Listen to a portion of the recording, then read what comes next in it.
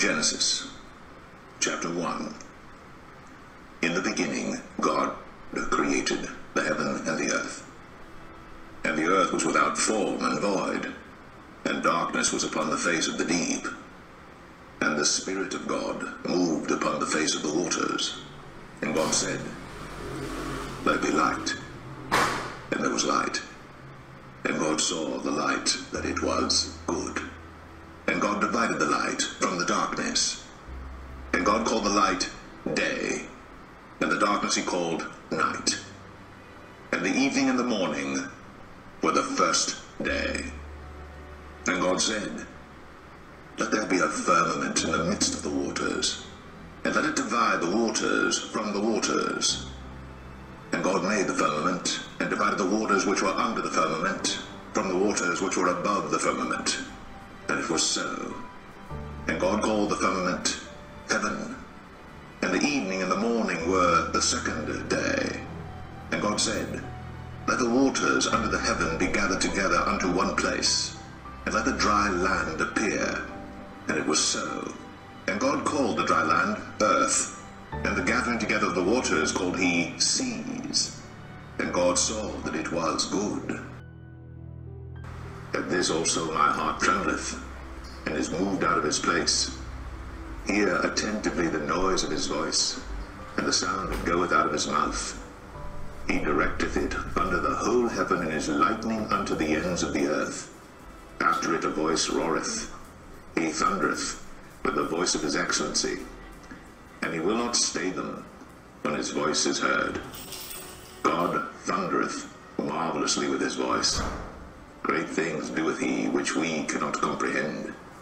For he saith to the snow, "Be thou on the earth," likewise to the small rain, and to the great rain of his strength.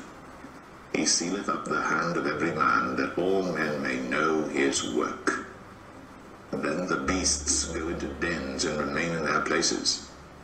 Out of the south cometh the whirlwind, and cold out of the north. By the breath of God frost is given, and the breath of the waters is straitened. Also by watering he wearieth the thick cloud, he scattereth his bright cloud. And it is turned round about by his counsels, that they may do whatsoever he commanded them upon the face of the world in the earth. He causeth it to come, whether for correction, or for his land, or for mercy. Hearken unto this, O Job, stand still and consider the wondrous works of God. Dost thou know when God disposed them, and caused the light of his cloud to shine? Dost thou know the balancings of the clouds, the wondrous works of him, which is perfect in knowledge? How thy garments are warm, when he quieteth the earth by the south wind. Hast thou with him spread out the sky, which is strong, and as a molten looking glass? Teach us what we shall say unto him, for we cannot order our speech by reason of darkness. Shall it be told him that I speak? If a man speak, surely he shall be swallowed up. And now men see not the bright light which is in the clouds, but the wind passeth, and cleanseth them. Fair weather cometh out of the north. With God is terrible majesty. Touching the Almighty, we cannot find him out. He is excellent in power, and in judgment, and in plenty of justice. He will not afflict. Men do therefore fear him. He respecteth not any that are wise of heart.